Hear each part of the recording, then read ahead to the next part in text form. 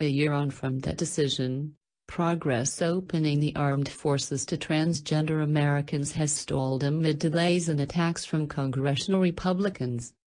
On the eve of the deadline for the Pentagon to begin allowing new transgender recruits, on the 1st of this month, Defense Secretary James Mattis announced a 6-month delay so that the services could evaluate more carefully the impact of transgender troops on readiness and lethality. Some congressional Republicans celebrated the delay and have since called for the policy to be reversed entirely. Vicky Hartzler, Republican from Missouri, introduced an amendment at the end of June to the National Defense Authorization Act calling for all transgender service members to be honorably discharged and for funds that would have been used for their medical care to be directed to buying new aircraft. Several of Ms. Hartzler's Republican colleagues spoke in support of her amendment, which she withdrew at the end of the debate but has promised to reintroduce in the House if the Pentagon does not act unilaterally to ban transgender troops. On Friday, she introduced a new amendment which would bar any military funding from being used to provide medical care related to gender transition, other than for mental health treatment. Her Republican colleague Steve King, Congressman for Iowa, tabled a separate amendment which would ban any funding for gender reassignment surgery or for promotion of what he called the transgender agenda. The amendments will go before the Rules Committee on Wednesday. Previous bills have faced similar, unsuccessful amendments, but efforts by Ms. Hartzler and others to restrict medical care for transgender service members come amid uncertainty over the future of the open service policy. Some conservative advocacy groups praise the decision to delay enlistment by 6 months. The Family Research Council praised the Pentagon for hitting the brakes and called the delay a good first step in rolling back inclusive service altogether. I was completely blindsided. The new administration's interpretation of the policy change has had an unexpected effect for cadets. When the change was ushered in under the Obama administration, it was assumed that military academy trainees would be regarded as active duty service members and permitted to come out. But 2 cadets who graduated last month, one from West Point and the other from the Air Force Academy in Colorado Springs, were barred from taking up commissions alongside their colleagues and told that they could only join the military in a civil capacity. Riley Dosh trained for 4 years at West Point, building towards her graduation in May.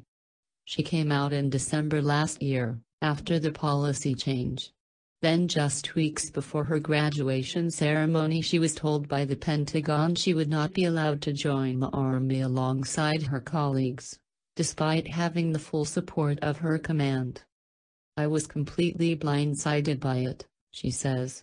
It was devastating that I'd gone through all of this work and all of these trials and I wasn't going to be allowed to commission. My entire life was planned out for 5 to 10 years, and suddenly I was going to be unemployed in 3 weeks. Ms. Dosh is now living with her girlfriend in Fort Hood, looking for work, uncertain about her future. She has no health care coverage and is not sure whether the 6-month delay applies to her. She has begun transitioning, possibly putting her Army career further in doubt.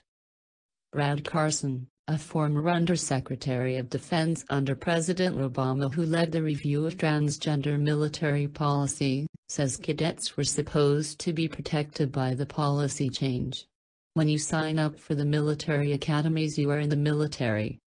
You may not have been commissioned but you are in the military, he says. The country has invested hundreds of thousands of dollars in educating and training these cadets, he adds. It doesn't make any sense for the nation, for the military, or for those people themselves if they are going to be excluded. It would be a very disappointing result. A waiting game. One of those waiting is Logan Downs, who first enlisted in 2013 under his birth name, Christine, but was forced to drop out because of an injury. After waiting 4 years, he was planning to visit a recruiting office on July 5, the first possible day he could re-enlist after the policy change. "There's nothing I can do now personally apart from keep waiting," he says. "They might say in 6 months that it's delayed again, or it'll never happen. It's a waiting game." In the meantime, he's working as an Uber driver in Vancouver, Washington. He says he trusted that the services wanted the delay for a good reason. "They're trying to figure out lots of tiny little issues," he says. "The ball is rolling, so I'm sure it'll happen." But the delay effectively returns any transgender person wanting to join up to the controversial Don't Ask, Don't Tell policy applied to gay and lesbian service members under the Clinton administration, says Aaron Belkin, director of the Palm Center, a think tank which studies the effect of gender and sexuality on the military. It forces applicants to lie, and even though there's no ban on being in the military, anyone who now comes out as transgender will be vulnerable to the question, "Why didn't you tell us at the time of enlistment?"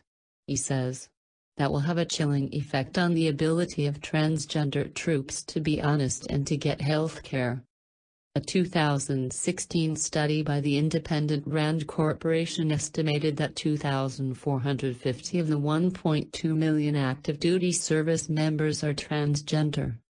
Critics of inclusive service have focused on the cost of providing medical care, as well as the possible impact on force readiness and lethality.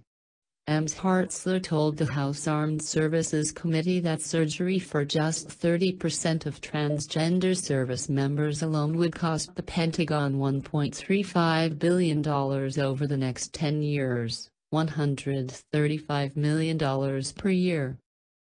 That figure is many times over the one provided by the RAND Corporation, which estimated that the total cost of transitions, including hormone treatment and surgery, would be somewhere between $2.4 million and $8.4 million annually, a 0.04% to 0.13% increase on the active duty healthcare budget. Ms. Hartzler's office did not respond to a request for comment. Advocates of inclusive service point to the fact that 18 militaries around the world, including the UK, Canada and Australia, already allow transgender people to enlist and serve openly. Matt Thorne, executive director of LGBT advocacy group OutServe, says that any further delay in joining that group would be unacceptable. "We will be watching very, very closely what decisions and actions the Pentagon takes over these next 6 months. We can understand giving them 6 more months to continue a review, but we are holding them accountable for implementing the policy in January 2018. We won't tolerate an extra delay."